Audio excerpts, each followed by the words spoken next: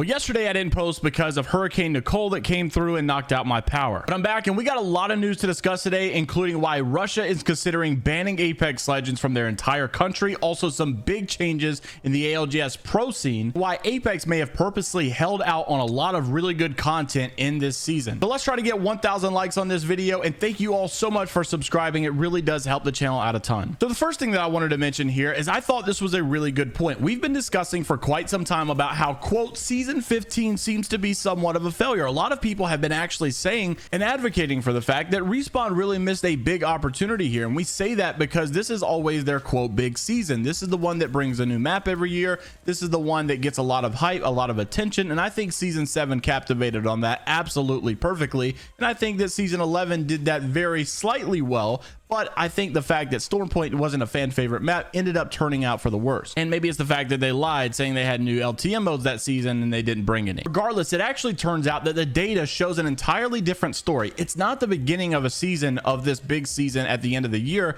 that is so nice and big. It's the end of the year and the beginning of the next year that actually seems to be big, being that it is Christmas time, it is the Christmas event, and it is also a brand new year. This was actually coming from Garrett Leaks, who made this tweet, and it showed a really good point here. He said the interest in Apex Legends dies every single November and December, and it starts going big again in the new year, which is pretty interesting, especially in the current situation, because like I said, a lot of people have been saying that Season 15 was a flop. It was a failure. There wasn't much added. A lot of people got bored really quickly, but it seems to be more of the late December and early January where things really start to pump up a lot for Apex Legends. He also followed it up saying this graph probably follows every live service game as well, but he says it makes you wonder if good stuff is deliberately being held out for a time when they know more eyes will be on it. So maybe they've decided to wait on all of these ideas, features, additions, changes to whenever a time where more eyes will be on the game. For instance, whenever we start the Christmas event coming up and then moving on into the next year. We also know that this is the second longest season in Apex Legends history, being that it's going to end towards the middle of February. It makes it even more likely and maybe seeming a little bit more reasonable that that is exactly what they're going to do. We already know that we're going to get this mythic heirloom Wraith skin. We also know that we're going to be getting a Seer heirloom, and we also can assume that there'll be something going on for the Apex Legends anniversary event.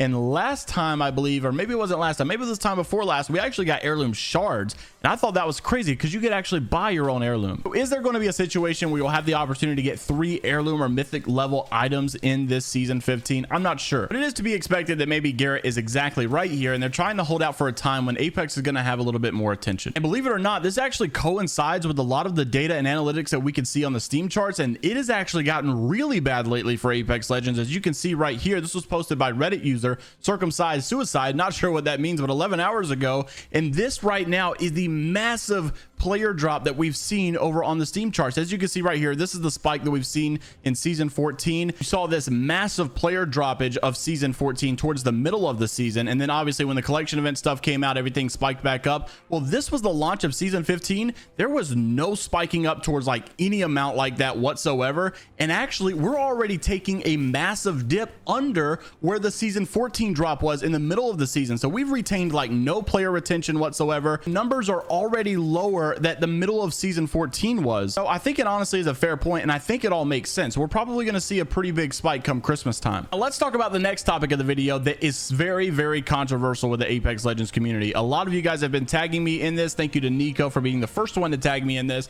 But a lot of you that were tagging me were also giving me your opinion on it. There are a lot of mixed opinions out there of people saying all sorts of things when it comes to this situation. So those are really not what I'm trying to focus on. I just want to deliver what is going on and then ask you guys for your opinion and see what you think about it. So this was coming from Alpha Intel earlier this morning, I believe, and they said Russia is actually considering banning Apex Legends and other games as well that they say include, quote, LGBT propaganda and the promotion, they say, of non-traditional relationships when they are served as the norm.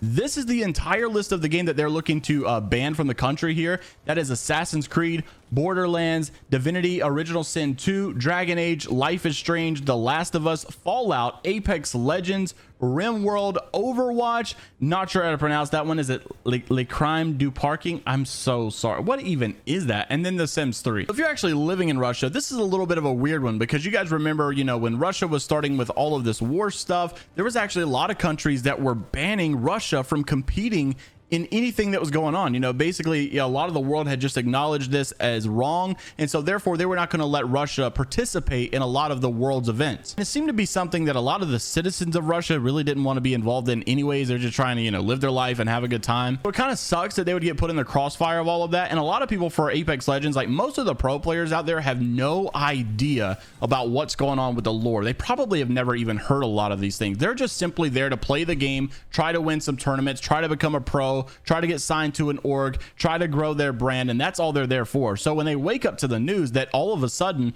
their potential job may be stripped away from them with this, I can't imagine what that must feel like. Especially because, like I said, most of the lore, if you explain to a lot of these pro players, they get blindsided by it because they've never heard of it. They're just here for the gameplay. They're just here trying to go pro. So the fact that Russia is considering banning Apex Legends, I'm really interested to see what you guys have to say down in the comments below about that. Now, speaking of people going pro and the pro scene in general, we have some crazy news that has unfolded in the ALGS world, and this was actually not expected whatsoever from me. So Cloud9, a big organization, probably the second biggest organization, maybe third biggest next to NRG, I'm not sure, and TSM in the ALGS scene, made this tweet yesterday saying, "Today we wish a fond farewell to our head coach PvP, from player to streamer to Cloud9's Apex's head coach. Thank you for these 3 amazing years with the Cloud9 family. We have no doubt that you'll do well wherever you choose to land next." He also made basically his own tweets talking about here, saying that he will be moving on to a new place. And whenever he made this tweet, he eventually got announced that he is now the head coach of the reigning ALGS Year 2 World Champions, Dark Zero. Now, I know Jen Burton has a lot of people wrapped around his finger, and many people are fans of him. So I know they're probably pretty glad to see PvP go to a very well organization that is doing pretty good like that. Apex Legends has a massive controller player community, and I think that Jen Burton's a very good leader of all of those people. So PvP is probably glad to be in a very warm, welcoming community. Shortly after he got announced, he went right back to same old PvP stuff and made a pretty good point that after all of this complaining, after all of this acknowledgement of trying to get Apex Legends rank change